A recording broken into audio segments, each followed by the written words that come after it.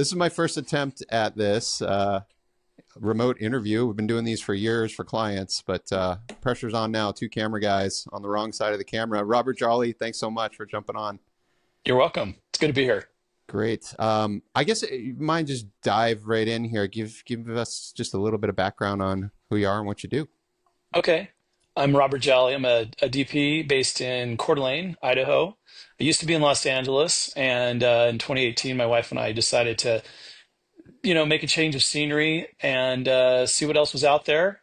And a lot of my work was most of my work was location based, so it made sense to pare down the cost of living a little bit and try a different environment. And North Idaho is a far cry from Southern California. I love it. So I love so it. far so good. Fantastic. We'll get into some details on living up there, up north. I'm eager to jump to another part of the country at some point in my future. Not immediately, but every like decade or half decade, I like feel the itch to go somewhere else. Oh yeah. So I thought of you because I have this upcoming documentary, and I wanted to get your advice because I know you got lots of experience working documentary format in cold weather. Yep. So we'll get into that. And prior to that, I was trying to think back to the last time I saw you in person. It seems like it's been a year or two, but I remember distinctly, I think it was the last time, see if it lines up with your memory. And I was looking for a photo on my phone just before we got on to get it. So one and only time in my career so far have I had an assigned parking space with my name on it on one of the lots. And it was in Hollywood. I think it was at CBS. And Oh, yes, I don't yeah. know if I was in the hallway or carrying gear in, and I look up and you were standing Uh, there going the other direction. yeah, I do remember that now. I was thinking a little further back to the last time we saw each other, but no, you're right. It was at CBS Television City on Fairfax, and it was during the day. I was working on Dancing with the Stars for ABC, and I think you were there for a shoot. And was Chris Phoenix with you that day? Yes. Oh, definitely. Yeah. Yeah. Okay. Yep. 'Cause he sent me a text message and said, "Hey, Robert, I think you're working on this show and we're on the lot today. Are you here?" And I just happened to be there. And I said, "Where are you?" And so we kind of timed our paths to That's cross. what it So, was. That was great. Yeah, we were shooting football promos with some celebrity talent. I cannot even remember who it was. We were Ju- on the like late night talk show that it was like a red uh, curtain talk show set. I want uh-huh. to say like Uh-huh. Craig Ferguson, Seth Ferguson, but he Yeah. wasn't Yeah. on air anymore, or No, was he? Was that still? yeah, he was still over on, I don't remember the stage number, but he was on the other side of the lot from where I was working. And there was Price is Right, with Drew Carey, Okay. and then Craig Ferguson. He was on the other side, and I think he was only there for a few hours a day. So you guys were probably just trying to nab people as you could when they came in. No, we might have been doing the Hans and Franz bit with Dana Carvey and Kevin Nealon for a football bit. That was around the Oh, same time, but I sweet. don't remember if that was that day but whatever it was we were shooting, there was like one, the usual celebrity thing, like we have Yeah, 4 hours, 5 hours to set up and light it, and you get 15 minutes with the talent, and you shoot it in hmm one, maybe two takes if they're gracious. that's so cool. Yeah, I think we saw each other for 5 minutes. It was Yeah, it like was quick. literally. All right, next question, because I don't remember. Was that before or after you moved? Do you remember what year? That was long before. Yeah, Okay. that was 20, I think it was 2014, Oh my 2013, gosh, that far 2014. back? Okay, I must have Yeah, seen you since then. Okay, yeah. man, I would have said, oh, it must have been right before I moved, like 20, maybe 2018. Well, the crazy thing, when you said the last time we saw each other, I remember there was a shoot you were doing with a Phantom, and you had a 12K set up in a parking lot. You're doing some super slow motion stuff. I think it might have been in Orange County, but I remember walking around the corner. I didn't even know you were there, but I was with a couple of other guys a couple of guys you and I have as friends in common. I came around the corner and there's this huge setup. I'm like, what is this? And then you poked your head out and you're like, well, hey guys. And you're doing some high speed stuff there. I don't know if you remember Awesome. that shoot or not. That It was was a long probably, time if ago. it was Phantom, I bet it was with Trent, which I think that CBS shoot was also with Trent, 800 cameraman. Another guy I'd love to talk to. I got to catch up with, Right on. but gosh, yeah, good time. I think I've got a story too. I blew up a 12K on a set once. That was an expensive mistake. I Oh my plugged the gosh. wrong. I had it selected the 240 volt instead of 208, and we were sending it three phase power instead of single phase, Uh, or the other way around. I don't know what it was, and we were rushing, and I broke it. Oh man, But things so happen. so what you and I do is like radically different, other than we both work with a camera and tell stories on Mm, screen. hmm I kind of live and die by these one-off 1, 2, 3 day shoots, and then I'm chasing the next thing, and I have to jump between like three verticals on any given year to kind of fill the calendar and stay busy. It's like corporate video. I'm doing a lot of broadcast news now, network news, last 4 years, and then I'm doing like sports feature packages, like the little 2 minute roll-ins that happen during live telecasts. All pre-recorded, but I'm Yeah. at like an arena or with an athlete or whatever. So those are kind of the three things right now. And in the past, it was other bits, but you've been far more focused and on longer format things. Can you share with us a little bit of what that is? Yeah, yeah, I've been doing a lot of television episodic work, and it's a little different than the standard network scripted shows, even though it's long format.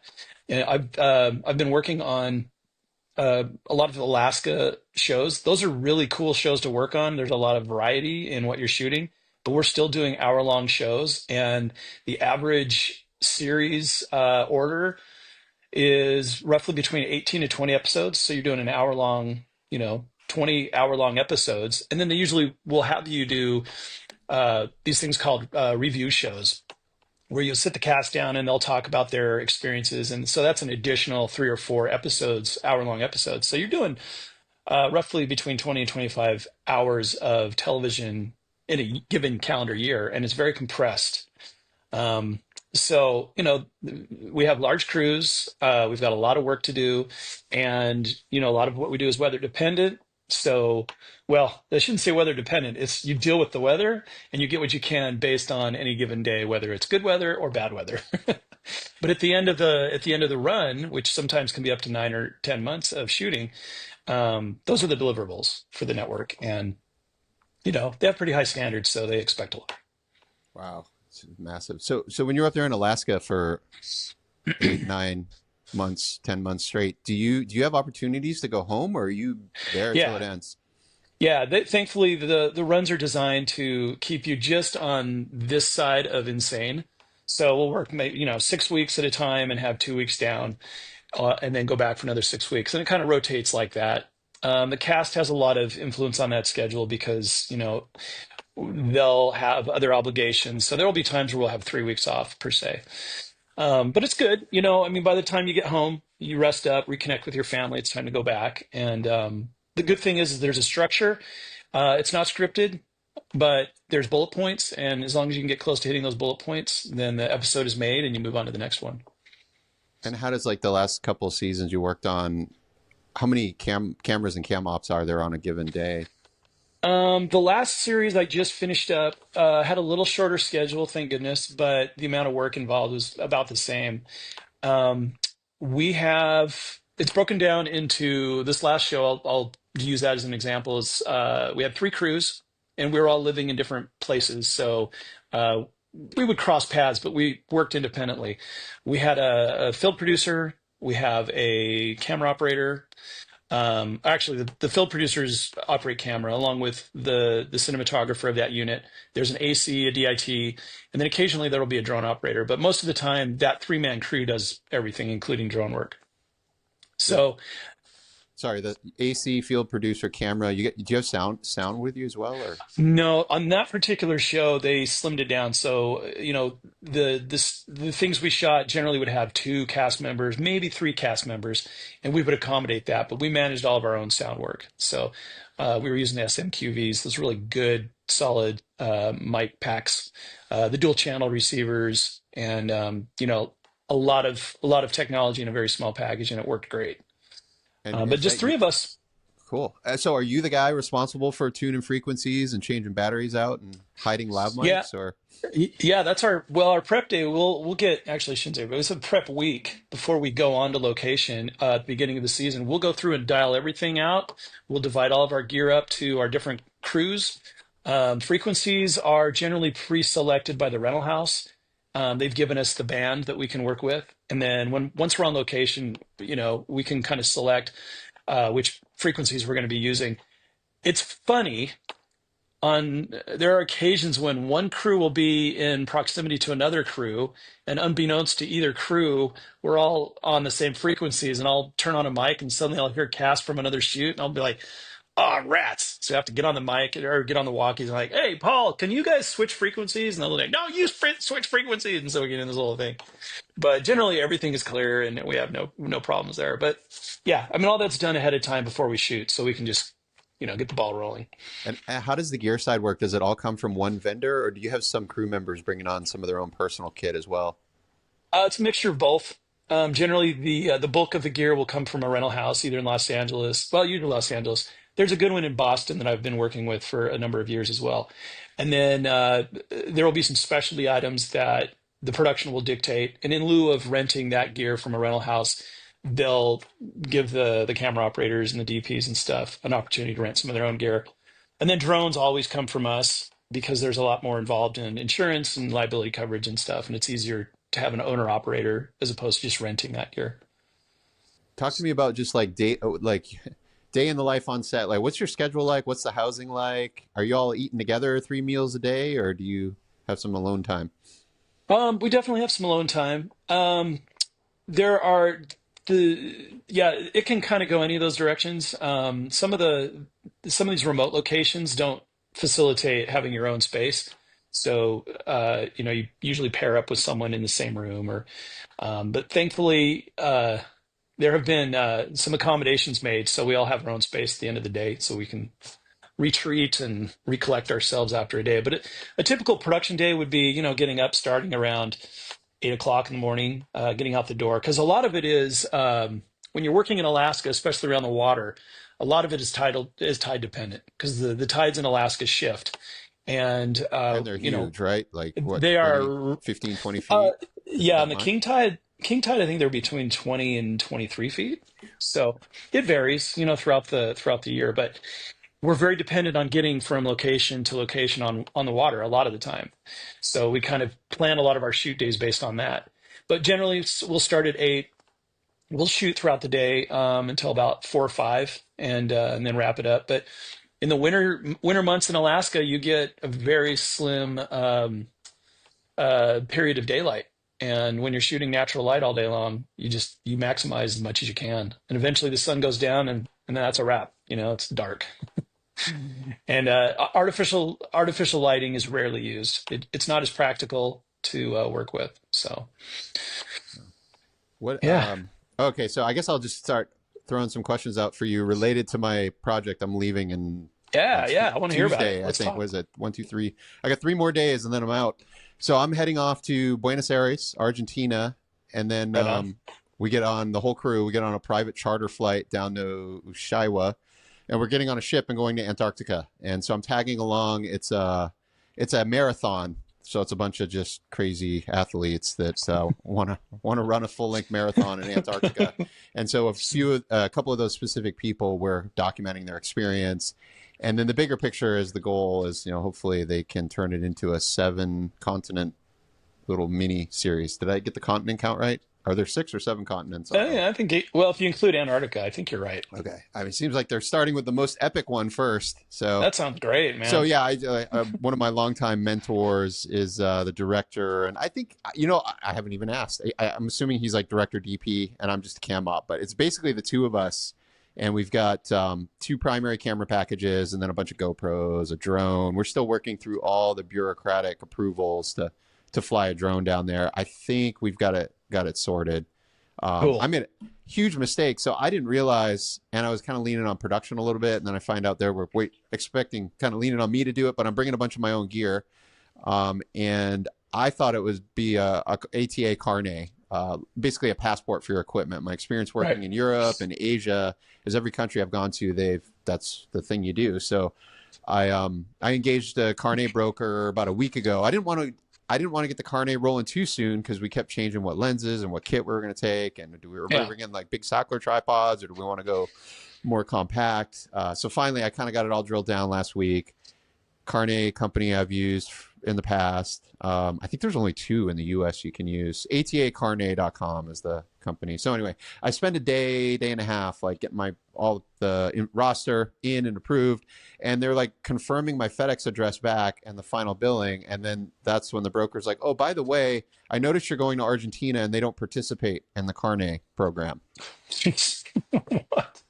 So Come on, man. yeah. So it turns out like it's like Argentinian customs process, but you have to do this temporary import of equipment into the country. And I'm like, well, we're not actually really filming in Argentina. We're just transiting through from switching from air to sea to get down to Antarctica.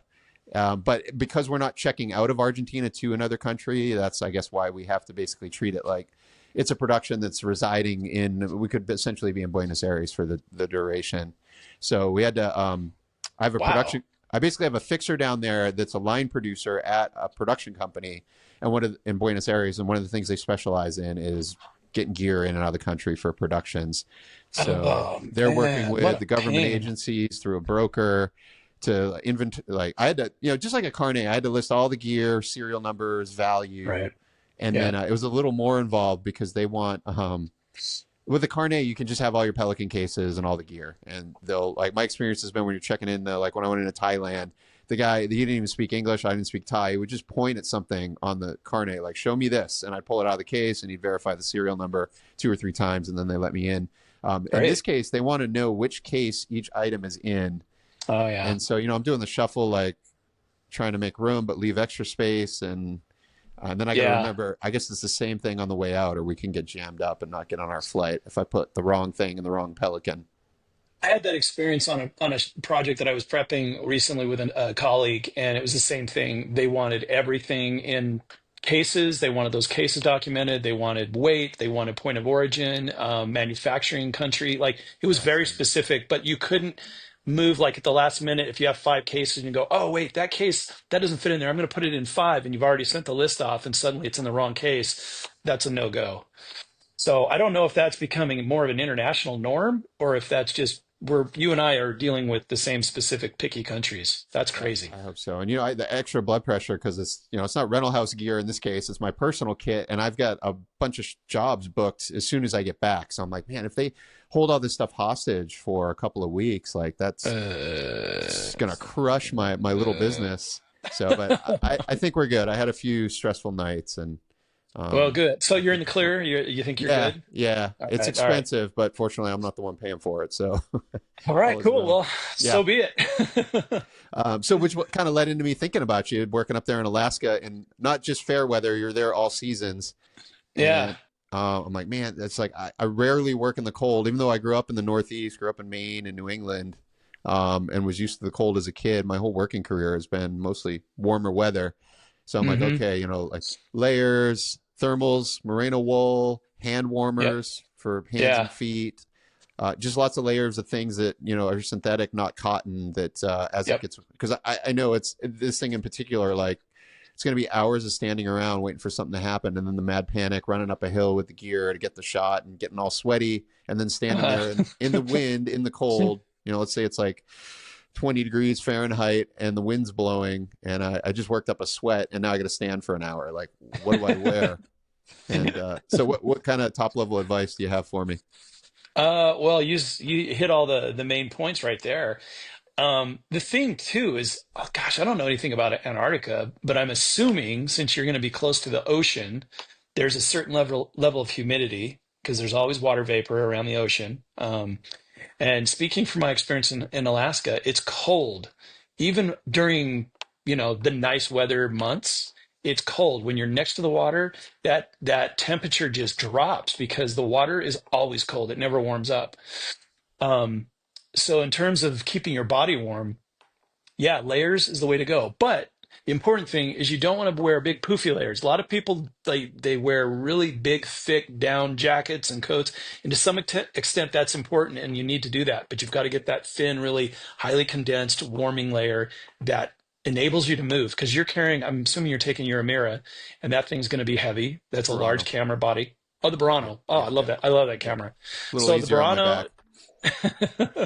You've got a Burano, you've got sticks, you've got a good lens, you've got batteries. So, just picking that up and carrying it from the Zodiac or whatever you're Yeah, leaving the exactly water that. from, Yep. uh, that's all. You're going to be getting a good workout, and you will be sweating a lot underneath your layers. So, the Yeah, ability to cool off but be safe is really important. there are no docks. We're not at McMurdo or any of the other scientific stations. We're just doing beach landings, random places along the continent, based, I guess, on ice and weather. And we don't even have a fixed schedule. The race is at a specific location, but we do a bunch of other landings while we're down there. So they Cool. told us, like, just be prepared. Whatever you bring on, it's possible it's going to get dunked. There's always a risk of a wave or something and rolling the Zodiac. So I bought some splash bags for the Oh kit. my gosh. Just, and I'm thinking I'll just, if it's looking kind of squirrely, I'll just take all the kit in a Pelican 1615 that's already mostly waterproof. So That's good. if it does go That's good. swimming, hopefully everything survives. Do you have anyone working with you, an assistant or anyone to help schlep things? So I'm basically the young guy on this project. So one of my mentors who I met when I was like 20 years old and knew nothing in this business, I was working as a script supervisor on a commercial because the producer liked me, even though there was no experience script supering. And the DP on that spot was Michael Loftus. I don't know if you know Loftus. So at like 20, I was this clueless kid, and there was another PA on the shoot who is like, that guy's horrible at scripty. I can do a better job than that. So I was a one and done. I worked, I think, 2 days, and I got replaced. But I hit it off with Michael, and over the years, Cool. we've kept in touch. I've worked with him on a bunch of his projects. He's thrown stuff my way. He's rented a lot of my gear in the last decade. Amira packages lenses.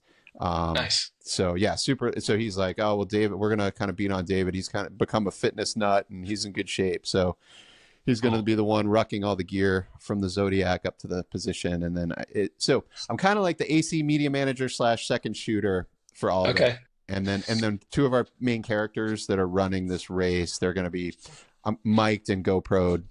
I'm just going to put little lav recorders on them and hope for the best. Hopefully it's not too windy and we'll get something usable for sound.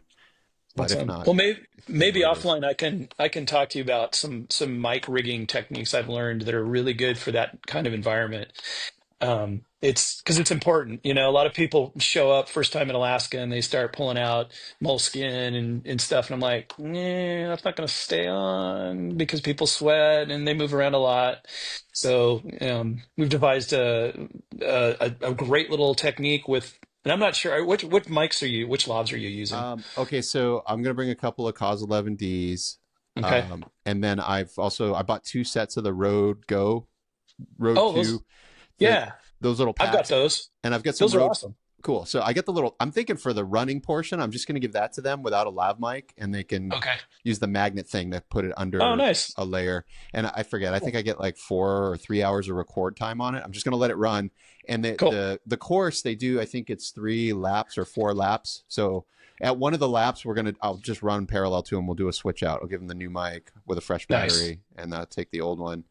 And then everything else will be more controlled. So I'm hoping to use the kind of the better quality kit for Oh, that, good. little sound bites and stuff. So you've got a lot. You're going to be managing a lot. Doing it all. Yeah. And I'm realizing, originally we were thinking this would be like a Burano driven show. And the deeper we get into it, I think it's going to be mostly GoPros and FX3, FX30 for a lot of it, just because of the speed at which we're moving. And Sure. I'm kind of seeing like, man, I think I'd rather carry, if we're doing a beach landing and I got an hour to get something, I'd rather have a backpack full of lenses and a couple little Hmm. mirrorless bodies than the Burano kit and like one lens. Yeah. No, that makes sense.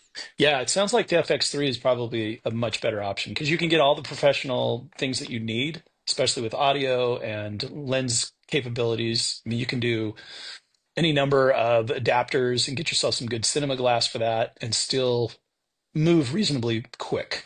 The irony, this occurred to me kind of late in the game, but I realized when we were leaning heavier on the mirrorless, there's no NDs built in. So I've been Nope. accumulating. I'll show you here. My bag's right here. It's like some of these I had, some more I had to Oh purchase, but yeah, it's like right I'm on. trying to not do very NDs because of all the artifacts and problems. So I got like 1.8 Yeah. on down IR Okay. NDs, 1.8, 1.5, 1.2. And that was another question I had for you because I'm thinking Southern California, South Texas, light Hmm. levels, and obviously in the higher, lower latitudes, that's not the case. Yep. So Yep. what are you shooting for an ISO and what level ND summertime in Alaska? Summertime in Alaska, I try to keep it at the baseline of the camera. So for the Canon lens, the Canon lens, the Canon bodies, the C300 Mark II is one of the recent Canon cameras I used. Kept it at 800. Same with FX6. FX3, I try and match all of them, and they generally match pretty well. Here's the thing: is they're different bodies, and you're using different glass. But if you're covering stuff in a way that will save you from drawing comparisons and looking at your dailies. And what I mean by that is if you cover your interviews with one body and then do all of your action, especially with another body, even though you're using some of the same glass, when you get into post, start grading that stuff, a really strong colorist is going to do an amazing job, and no one's going to notice, oh, you shot that on a different camera than that, because they're going to be caught up in the story and it's going to look beautiful. And so that's always been my recipe for it. Now, in terms of ND, like you were asking, since the FX3 is limited there, I think your choice of just using the screw-ons is the way to go. Having the option of doing like the equivalent of a 369 scenario is going to be more than enough. With the That's it, huh? FX3 at least. It's Yeah. that low light level out there. Yeah, you've got to keep it simple. The other thing too is, depending on the kind of action you're covering, I don't know if you're going to do a lot of off frame rates like, 120 or 240 but that's going to also help you with your exposure as Makes well. sense. Yeah, So, we're 23.98 for the sound portions and 60 for some of the B-roll. And oh, scenics, cool. they were asking for scenics, high speed, Nice. All right. So, penguins yeah, and whatever else I get, seals. penguin. That'll be so cool. I'm jealous of you, man. That's going to be such a great experience. Like I said, you were an inspiration for all of this, seeing the stuff you're working Oh, on. well, Um, thanks. you've also got some killer photography from up there in Alaska. How does that all play into what you're doing? Thankfully, I've just had, on some of our shoots, we have enough downtime where if I see things while we're shooting the TV show, I remember them and go, gosh, I'd love to get a still of that. So I'll schlep my DSLR or my film camera with me, and just at opportune moments, I'll just snap some pictures. And the thing that really it helps me because it gives me an opportunity to see things a little differently than what I'm seeing as a TV DP. I'm able to just kind of like remove myself from that mindset and get back to the basics of composing an image, trying to create an image by using composition and light. And that has a tremendous influence on my TV side. So I kind of feel like creatively it inspires one another. But yeah, I always keep a still camera with me because I never know when something's going to happen. It's just that's just a thing that I've done for a long time. And I carry a bag of film, 35 millimeter, and I have camera assistants that have never used film. They're like, dude, that's so awesome. Show me how it works. What do you do? What do you get a process? What do you do? I'm like, I have to send it off and scan it, and it takes patience. I love it. That's great. I years ago shot a documentary in India and mostly video, but same thing. I brought a whole bunch of film and shot stills. And one of my bags, I didn't have an opportunity to get it processed, and we're trying to get to the lab before the airport, and it didn't happen, and it ran through the X-ray machine and screwed up my shots. So I got some like weird color Uh, fringing stuff. I got a couple salvageable frames, but most of it was You unusable. know, Nowadays you could sell that to Instagram as a filter. You go, look at this. This is a new filter. It's called the Screwed Up in India filter. So Yeah. so I've got people. So my YouTube channel, we talked a little bit a couple days ago, but just to kind of recap for the viewers. So I started just throwing these little 5 minute to 20 minute posts out on YouTube, just iPhone footage of what I could get away with on a particular production. So I can't show any of the big stuff because, as same as you, right? We're all contracted. Yeah. You can't do it. So it was like my days off, or I'm like in the hotel room prepping gear, and then on some of the corporate stuff and like smaller stuff for like a little production company, they're okay with me showing stuff. I just got to be selective to not, showcase end clients or people. And I was looking at it as originally it was just like a hobby. I was looking for something to do because I had so much downtime sitting in airports and hotels. And I'm like, I got to do something with my time. And so I'll shoot. And then I was starting to plan my relocate from Southern California to here in Texas. And I'm like, wow, maybe I'll just like document this career transition, success or fail. I didn't know how it was going to turn out. in terms of like retaining clients and continuing to work and shoot, being in a market where there's little to no production. San Antonio, South Texas, like the big Mhm. markets here are Dallas and I would say Houston over Austin. A lot of people assume Austin's like the hotbed. And my experience 5 years here in the state is it's mostly Dallas. And then second is, yeah, Houston. But at any rate, I put all that up on YouTube. Just kind of, I committed myself, I'm going to throw something out once a week. And some weeks are super busy. I can jam pack a lot of stuff in there. And other weeks I have nothing. And it's like, all right, I'll just kind of talk about the decisions on why I went with the Tiffin 77 mil Pola over the Schneider or whatever. So it built up a little following, and like it was never a marketing effort or a place to like showcase sexy footage. I was just like, most of what we do is this like trade of labor, getting dirty and problem solving. Yeah. And Yeah. so I get a lot of young folks that reach out and ask that, you know, they're in school or right out of school or even in high school and interested in pursuing a career in filmmaking or media. And, you know, they Mhm. all kind of want to skip the first 7 steps and get to the high end sexy stuff. And I mean, it happens, but highly unlikely. It's better to just kind of buckle down and grind, right? What, Yeah. what was your journey if you know, in a minute or so? Well, kind of, I think you and I had similar journeys, but what you were just mentioning about young people wanting to get in the business. One of the things that I value most above everything else is camaraderie with all the people I've worked with over the years. The network that I've been lucky to build up and maintain somehow has been of more value because not only does it open up opportunities for employment, but you're able to support one another and give each other a boost because times are tough. You know, there are good times and there are bad times, and in those bad times, the only people who really understand what it's like to be in this business are other people that are in this business. And to be able to call up somebody and go, "Hey, Ross, how you doing today?" And he goes, "Oh, I don't know, man. I can't. I've had a hard time booking work." And then you can talk to each other and kind of work through it, and it's helpful. But then in the good times when you're having lots of opportunities, you can turn to your friends that are there for you and they're there for you and give each other work. And I think that that's part of what the survival is in this business. But first and foremost, it is a business. It's a business like any other business out there. It requires opportunity. You got to be in the right place at the right time, and most importantly, you got to be prepared to jump in when someone says, "Hey, do you want this job?" So, to answer your original question, I went to film school like a lot of guys. I started back in the days when it was all film. There was no video. I was a camera assistant. Actually, I started kind of just as a peon, and sometimes I still feel like a peon. So whatever. But I loved movies and I loved film, and I was making things when I was a teenager, and I got lucky, and I had some mentors see a little value in my talent or budding talent, if you will, and they gave me a job, and I just kept at it and listened really closely and tried to ask the right questions and learn as much as I can and maintain hopefully a good reputation. Because that's one of the things that's going to get you hired more than anything else. So Where, don't when you first started out, were you in Southern California? No, I started out, I took a real circulous route. I started in Hawaii when I was in college making films on campus, but we made these really big movies, and I realized, okay, I've got to do more than this. So I moved to Utah and I went to film school at BYU. And the cool thing about BYU is they had a full functioning film studio adjacent to the college that did media work for the sponsoring church of BYU. So I was working with guys who had been in Hollywood for, decades, sound guys, gaffers, grips. The whole place was built like a Hollywood golden age studio.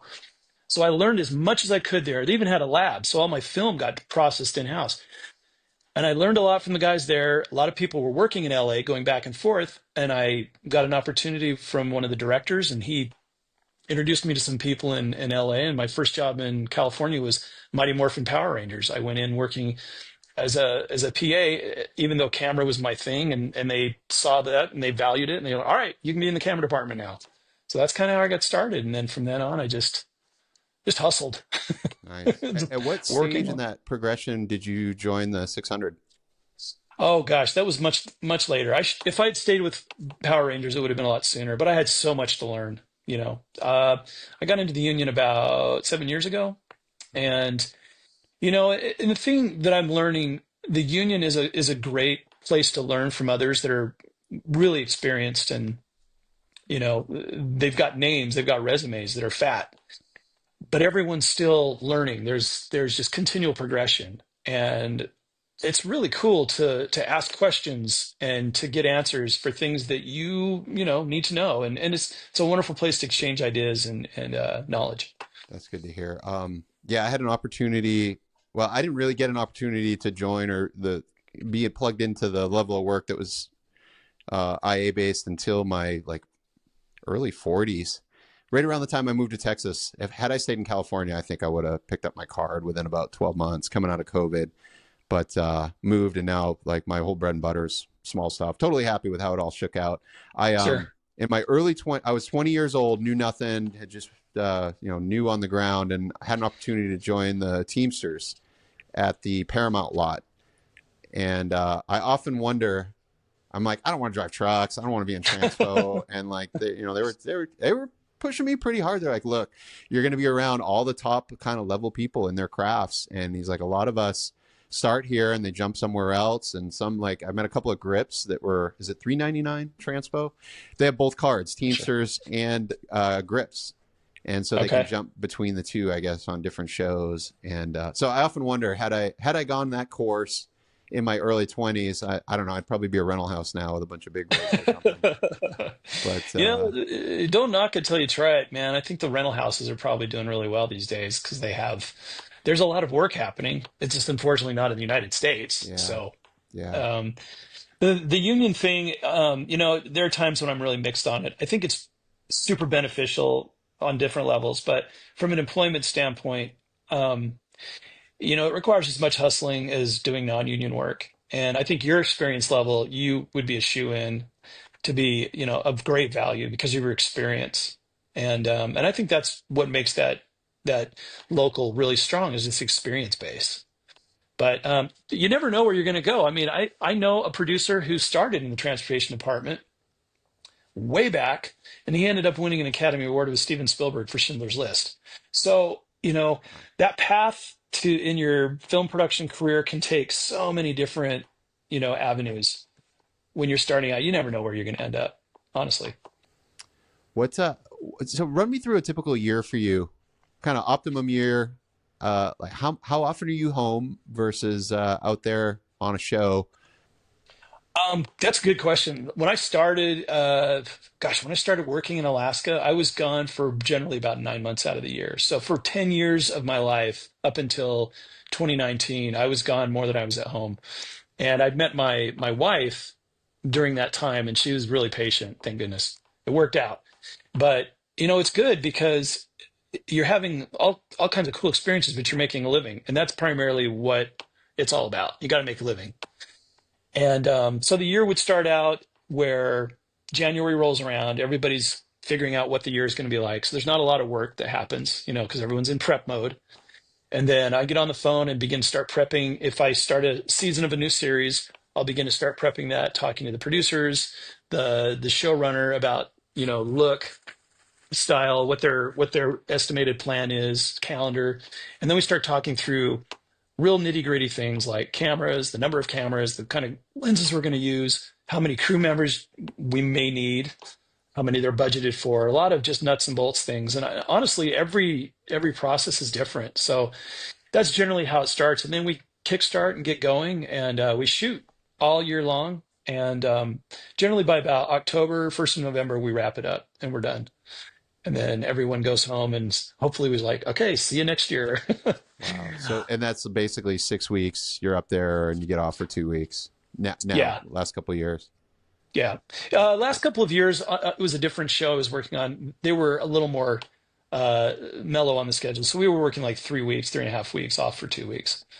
But, you're on location for 3.5 weeks. You're basically on for 7 days at a time, even though we don't necessarily work on that seventh day, but you're available in case something happens. Then it's like, go. So there's a little give and take. What do you do in your downtime and in the beautiful Uh, state of Idaho? oh gosh, man, Idaho's awesome. A lot of outdoor stuff. Summertime, we have long days here too. So I live next to a couple of lakes. I've got Hayden Lake and Lake Coeur d'Alene, two popular destination places. If you go further north, we're 2 hours south of the Canadian border. There's a lot of beautiful rural uh, land up here that you can just either go camping or just go for a drive, go outside, walk my dogs. But I have a granddaughter now in Newport Beach, so we're talking a lot about traveling back and forth and visiting. So a lot of just normal life stuff. But I think a lot about the next steps. Like, where do I want my profession to go to keep me, fresh and learning and not to get complacent? I'm always thinking of what can I do next that will be interesting, be satisfying, and still keep me working, make a living. So, Good. Others are the same things that I struggle with every time I yeah, go more than man. a couple days not working. It's just like the eternal question. And like you said, I'm always calling all my buddies and like, hey, how are you doing? We kind of all suffer together and then we're all busy together, living I've been parallel wanting lives. to, yeah, I've been wanting to ask you that, how that goes for you in Texas. Because to me, like, what happens in Texas production wise? Like, how do you make it work? Yeah, it's crazy, honestly. So how it shook out, it's been far better than I had planned. I kind of moved here. So parallel to all of this, like playing off of what you were saying, like wondering like how much longer what I do, is it going to be relevant? And can I continue to adapt and pivot to stay relevant? And then, I go a couple of weeks. I just came off 5 weeks, nothing. And usually January, February, I'm slamming busy on corporate stuff, trade shows, product videos for trade shows, or I'm out at the trade show doing the booth tour and customer interview type of thing. It's like not particularly challenging work, but it's, corporate stuff's like shorter hours and pays well. And it's cyclical. It's like, as long as you you're not a problem person, you get stuff done and don't complain, they'll call you back next year. We'll see you at the show next year. And I didn't get any of that this year. It was really strange. So 5 weeks of like that thought starts creeping in my head. So going back about, let's see, 13 years ago, I bought a rental property here in San Antonio, next door to my parents' house. So my folks relocated here. I think it might be getting closer to 20 years now. My dad came here for a corporate job. And so I was, visiting San Antonio for the holidays, seeing the folks. I'm like, wow, houses there are super affordable compared to Southern California. Oh yeah. So instead of, putting money into a retirement account or the stock market, I'm like, all right, I'm going to try this rental house thing. So I bought the house next door to my folks. And then that slowly expanded into another house. And then my dad got interested and he's like, all right, let's go halves on some houses. And then initially we had a property manager. Then my dad and I started self-managing. So I would do what I could remotely from California. And then he was the late night broken pipe phone call. And it kind of got to the point where, I extended my folks' patience beyond what they were willing to do after years of that.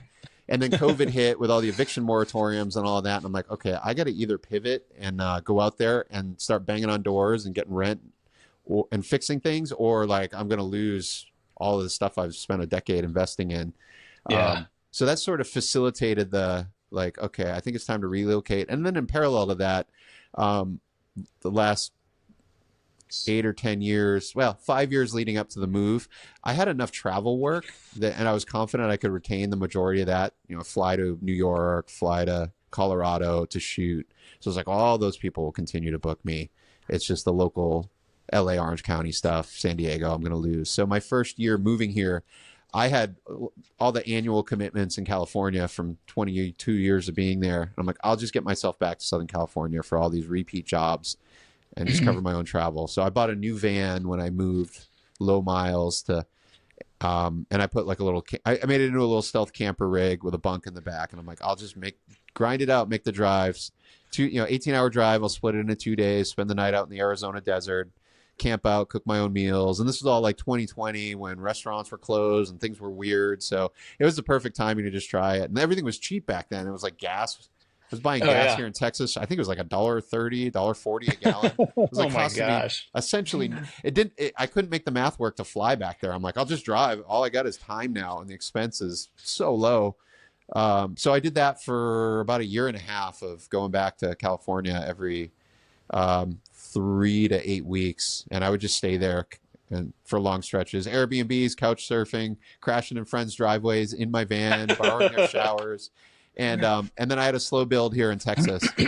When the economy opened back up late 2020, early 21, all my production company, agency clients in LA were getting back into the production mode, but none of their productions were shooting in LA because of all the restrictions. So it was like they'd shoot in Arizona, Oh, shoot in Texas.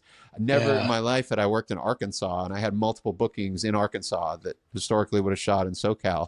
So I became the like middle of the country resource for all these Oh people. man, So they're like, that's all right, cool. we're going to come to Austin. We're going to come to Dallas and shoot. Why don't you shoot with us? We're going to Nashville. Why don't you come up to Nashville?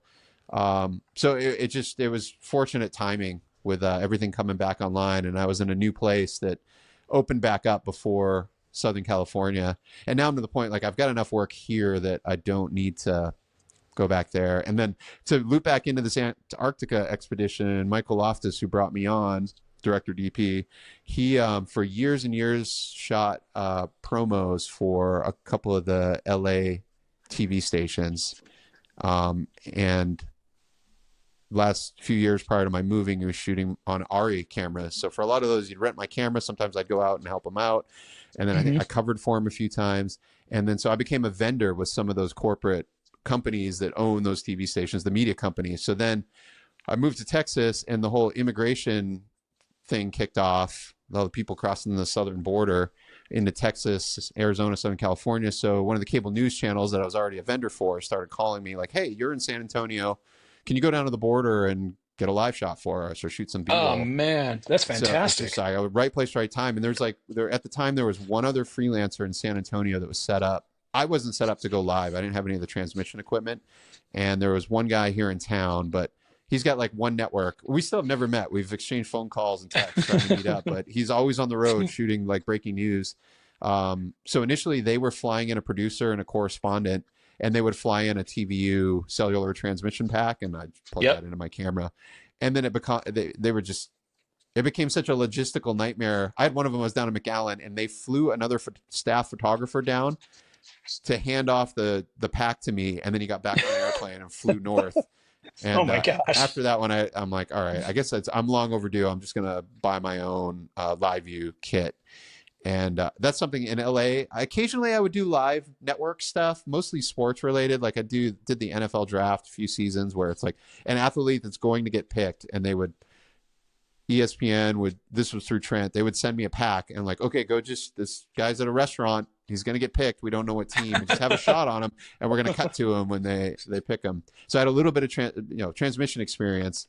Yeah. And anyway, something I would have never bought in LA because there's so many people that have them, but here I'm like one of, if not the only guy here in San Antonio.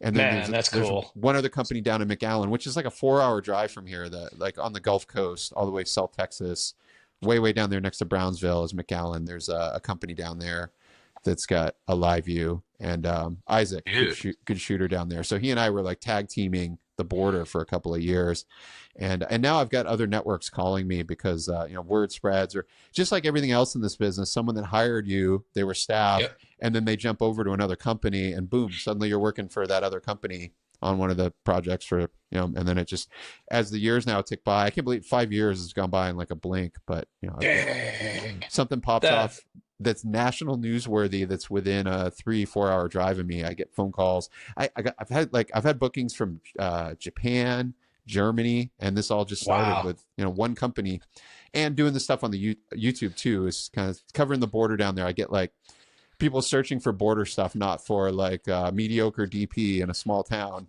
And my videos will come up with me on the border, and then it's like, oh, I'm a producer for this national news in this country, and can you go do a remote for us? So Man, that's so it's been cool. fun. The thing, a lot of people turn their noses up at news, and I started in that world when I was in college. I was doing it a little bit, and then like live sports coverage, football and basketball. I was just like started Hmm. as utility, and then worked my way up to cam op, just like a high wide, and then the closer cam, and then basketball. Eventually I got to the point where they trusted me to shoot handheld on the stool under the hoop. So I did a little bit of that. Never really got good at it. Nice. And then yeah, which I think is why they put me in the truck after a while. So I started shading cameras instead of opping. And so I love that thrill, the live aspect of it's super high stressful.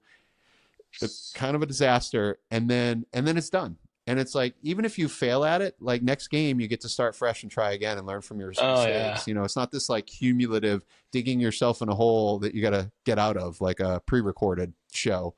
And the news thing is kind of like sports in the sense that it's that same dynamic, only the standards are a lot more variable because it's just like, it's about getting stuff up on air, right, in a timely fashion. Yeah. And I love particularly covering the border here, just like a lot, I would think like what you're doing. It's like, I'm this individual contributor. Often they just send me out solo, like go find Wow. us something Interesting. interesting. And the challenge is like, the preference is always to find the interesting thing and stream it in live so they can put it on air in real time versus, pre-recording the moment. So are you acting as a reporter also then? I mean, No, you're just finding stories, a right? little bit like a photojournalist. Like, yeah, I'll get an assignment. I'm not like looking for Okay. news, but like, for example, Okay. did a lot of them where they're like, go down to Brownsville. There's a bus station and a couple of migrant processing centers by NGOs, third party entities, and like just kind of news gather there and keep a live shot up whenever possible. Because, cable Okay. news, it's like whatever from my 4 a.m. local time for me until 11 at night. They're broadcasting news with an anchor in a studio. So it's like if something is interesting is happening, I've got my shot up and I let them know and they'll cut to me. But Dang. I'm not doing like the report on air. One Okay. exception I All did right. during the Palestinian protest college thing. I was at UT Austin for a few days covering that, and their correspondent was stuck in traffic, and they were going to have me off camera, like interview, toss to a student that was going to go live on air and like talk to the anchor remotely. And then they're like, you know what, Dave, the student didn't show up. And they're like, Dave, just step on camera, put on the mic in. We're going to interview you. And I'm like, I just rolled up here, set up a tripod. There's people screaming at me. And there's other people over here throwing things. Like, I'm not the guy for that. And they're like, we don't have any time. Just put on the headset and go. Oh And man. what saved me was my own, multitasking failure. I had a lav mic and I was going to step into the shot. So I was out of shot to start it, step in, and I'd forgot in the panic to switch from the camera mic, the internal external switch on the side of the camera. Yeah. Yeah. That was on the wrong thing. So they couldn't hear me. I get the earpiece on and they're like, David.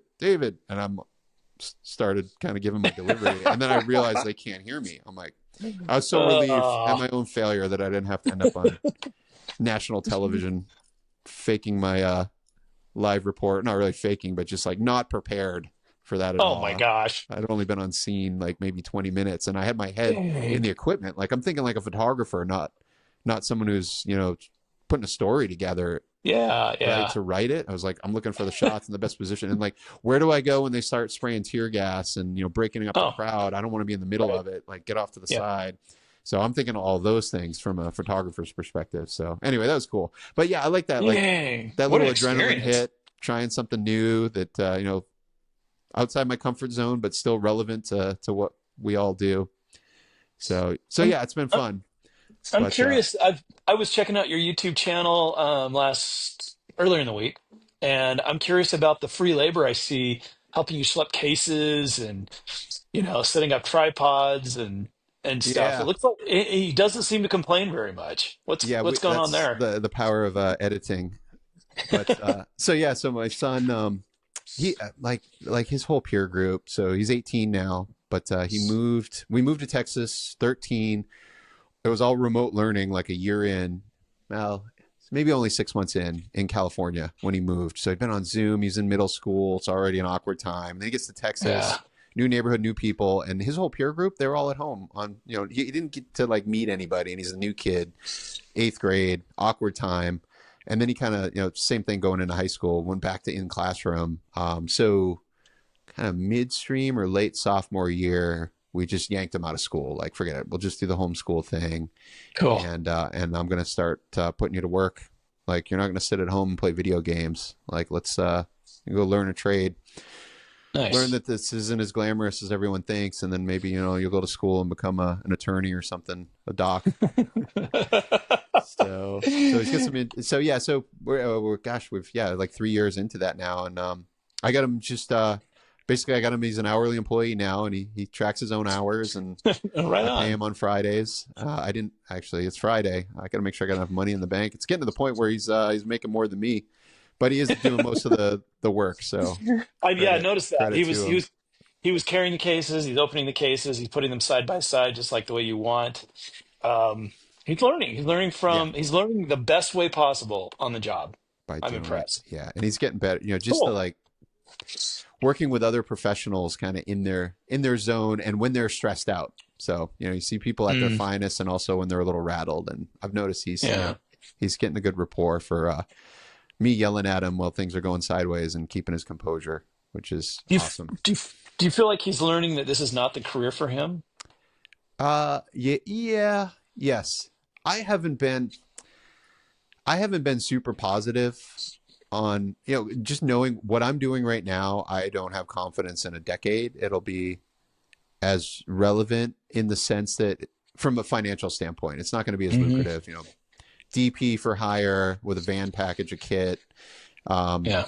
things, especially it's already happened in the news world. Like I'm doing live shots and news gathering. Quite often I get better B-roll on this thing than my big camera. And I'll walk away from the big camera and shooting real people too. I'm finding like we did this story. Sorry, getting sidetracked here. I went No, down to that's all right. Juarez to a women's shelter. It was all single moms that had been deported out of the U.S. back to Mexico. Not Mex. Uh-huh.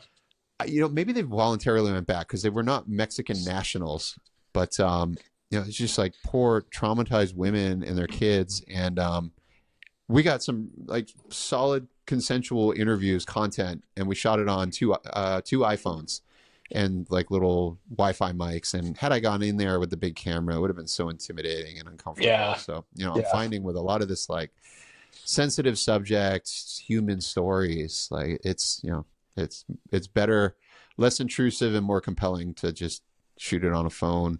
And I think more and more of our trade is going to become that ubiquitous tool that's in everyone's pocket.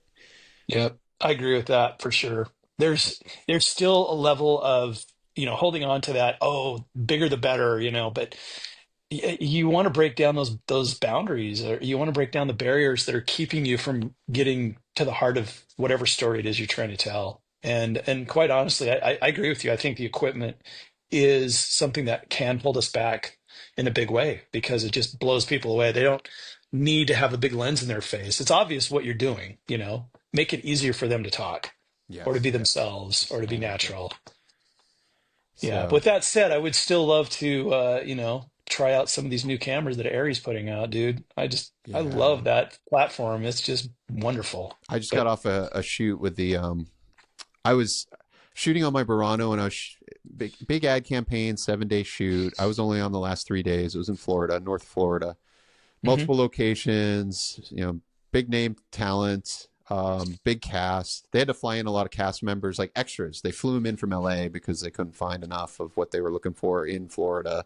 So, just like that kind of scope of project, and like Sure. parking lot coordinators, arms, off duty police security, like the whole bit. I was like, oh, wow, this is like a big feature film I'm walking onto, but it was a commercial. They had two Alexa 35s, A and B cam. And then they had an LF as like a C cam that would occasionally come out.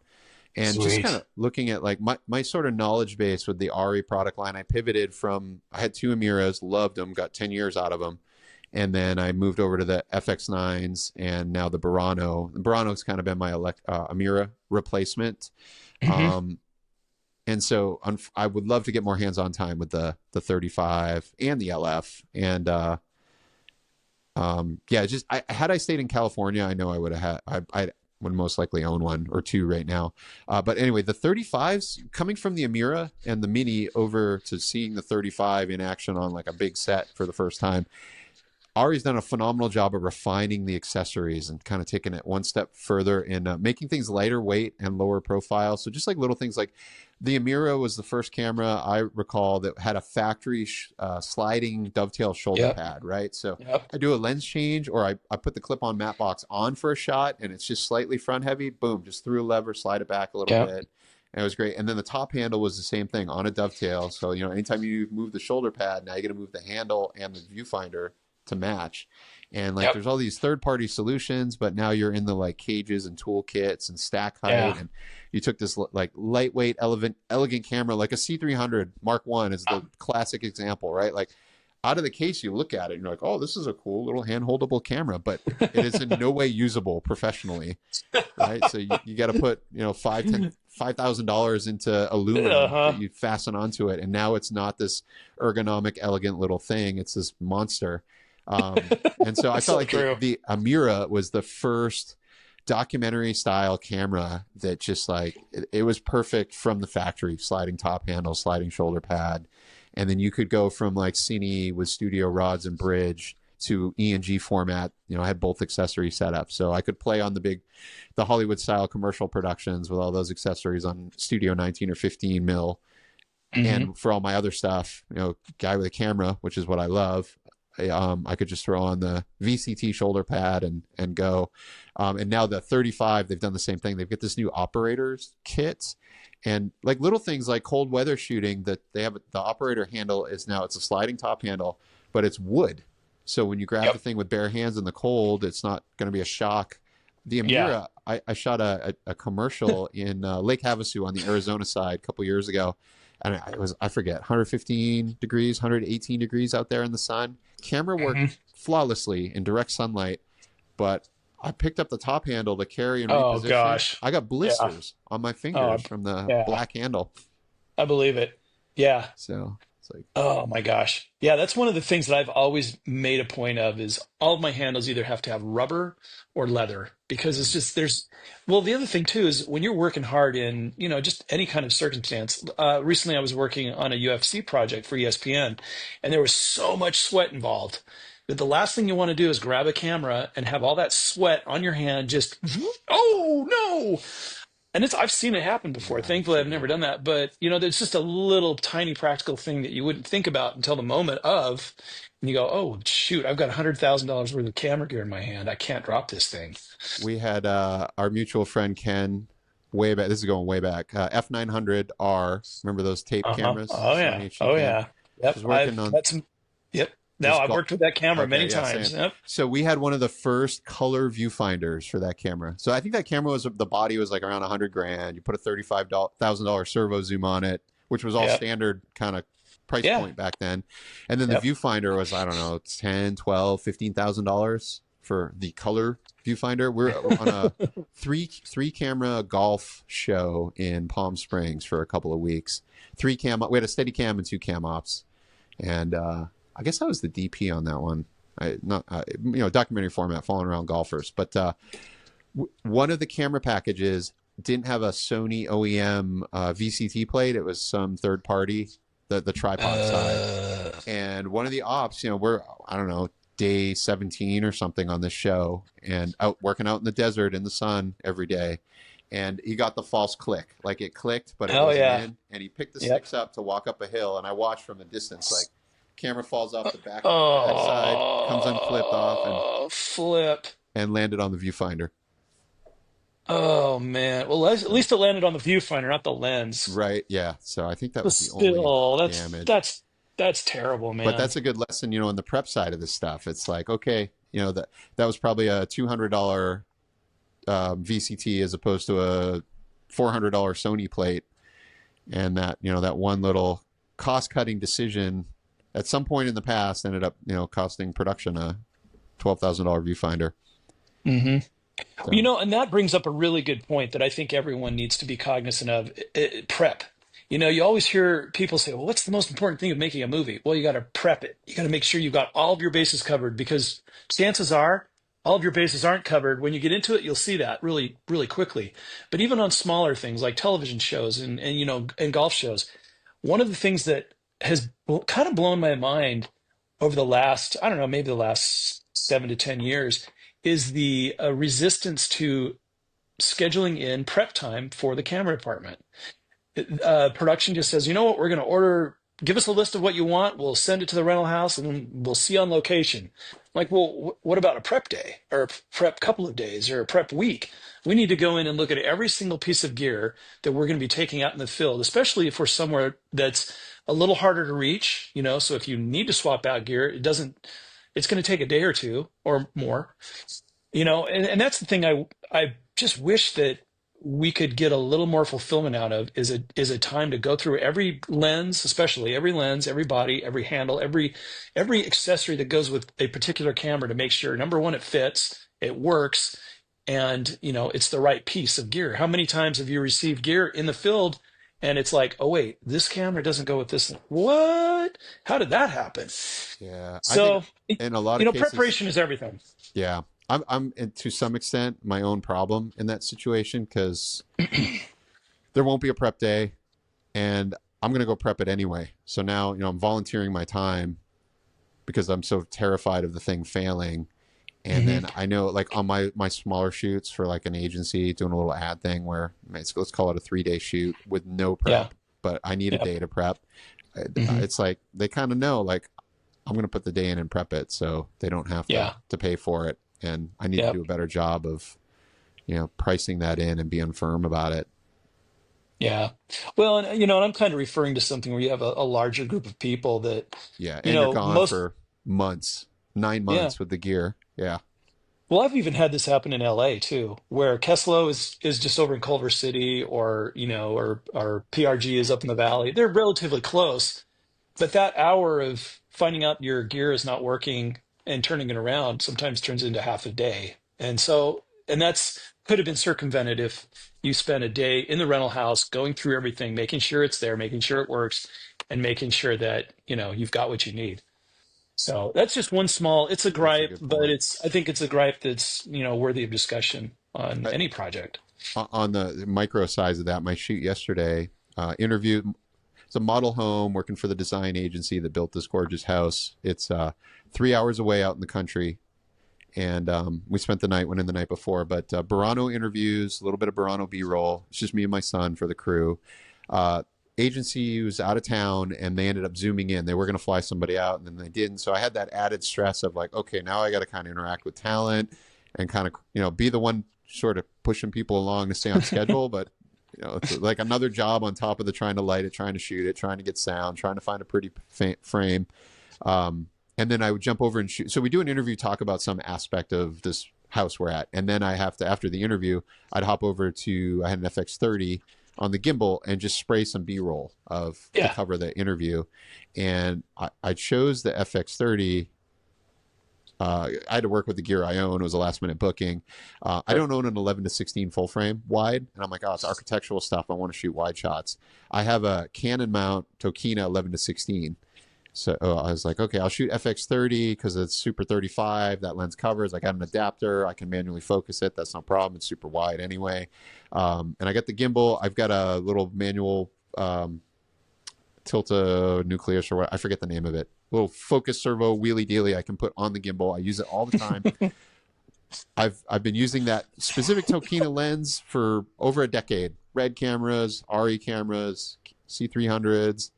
Um, but I had never combined that gimbal, that FX30 with that lens, with that focus motor. And it turns out the way all the bracketry lined up, it's impossible to mesh the servo motor with the lens ring.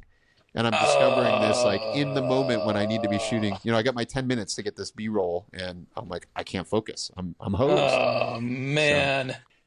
in northern Idaho, is there much of a production scene up there? Are there freelancers?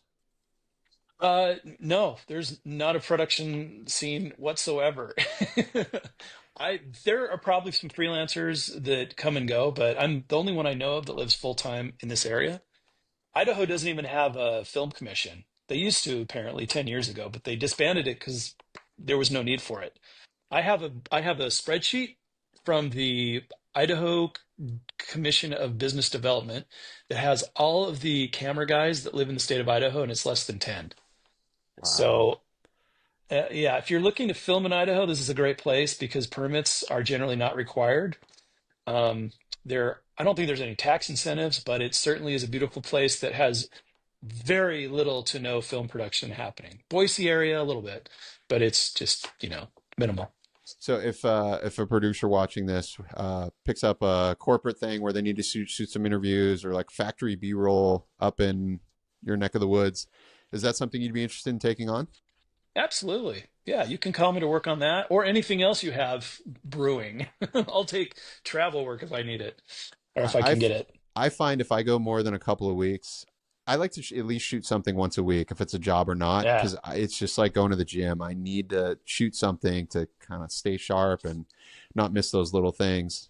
I'm Oh sure you yeah. feel the same way. Oh yeah. In fact, I use that same analogy.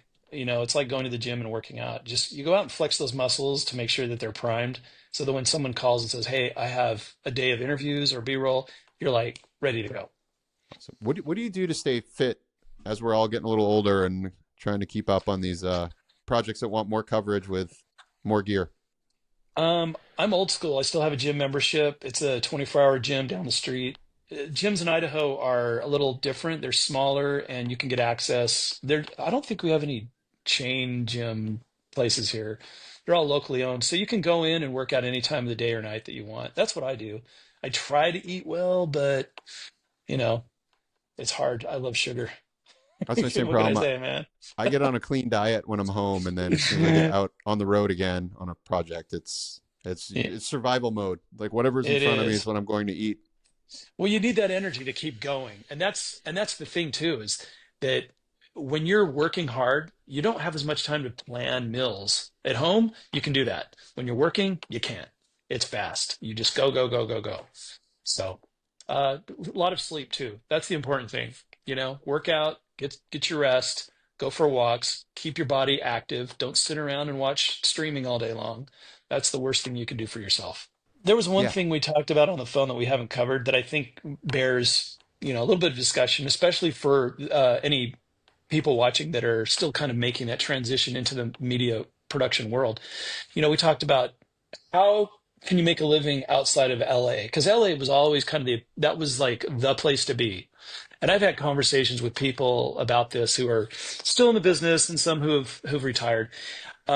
The way things have changed so much, the amount of cameras that are available, the work that is out there, a lot of it is determining what you want to do for a living and then making it happen. We're not as dependent upon a studio or a network production company giving us the work that will sustain us. There's so much more that's available to us to do our own thing. It's a lot of work. I mean, it's by no means you can't skip those 7 steps and be like, yeah, big time, like you were saying earlier. But living in LA, I think there are some benefits to it, absolutely, but not as much as there used to be. You and I have both left Los Angeles. We don't live there full time. My wife and I still have family in Southern California, so we go quite a bit, and we have a rental house there. But I think from a work standpoint, a lot of stuff has moved. We've got Atlanta, Texas is trying really hard to invigorate more production work to happen there.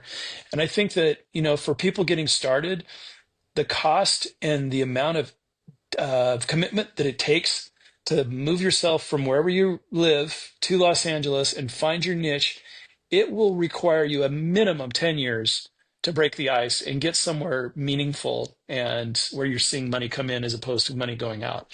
And that's like at the most basic level. I was I'm lucky because I knew someone, but not everyone has that opportunity. So think twice about what you want and how to achieve it, and if being in Los Angeles proper is really necessary. that 100% tracks with my personal experience there. It was a solid 10 years of just surviving barely before I got the momentum and you know had a little extra income to work with. That's good. I mean, not to dissuade anyone from following their dreams, because you've got to do that, especially if this that burning desire. But you also have to be practical and think about, what do I want long term with my life? Do I want to be married? Do I want to have a family? Do I want to buy a house? All of those things in the entertainment business are hard to achieve because of the amount of time and commitment that it requires of everything about you. So, you know, it's just stuff to think about. They don't talk about that in film school. No, thank you. That's a perfect note to lead it on, wrap up on. I appreciate your time. Thank you so much. You Hopefully we bet. can meet face to face. I'm going to do a road trip at some point up to northern Idaho, go see the country up there. And Well, if you come up, you can stay in our house. You don't have to park in our driveway. We've got 5 bedrooms. So amazing. Thank you. there's I'm only going to two of take you us up. living here. So, so Fantastic. Well, thank you. Let's thank you. keep in Thanks for touch having and me. Yeah, looking forward to absolutely. seeing your next project. All right. You too, man. Have a All good right. time in Antarctica. Yeah, thanks. Stay warm. Bye bye.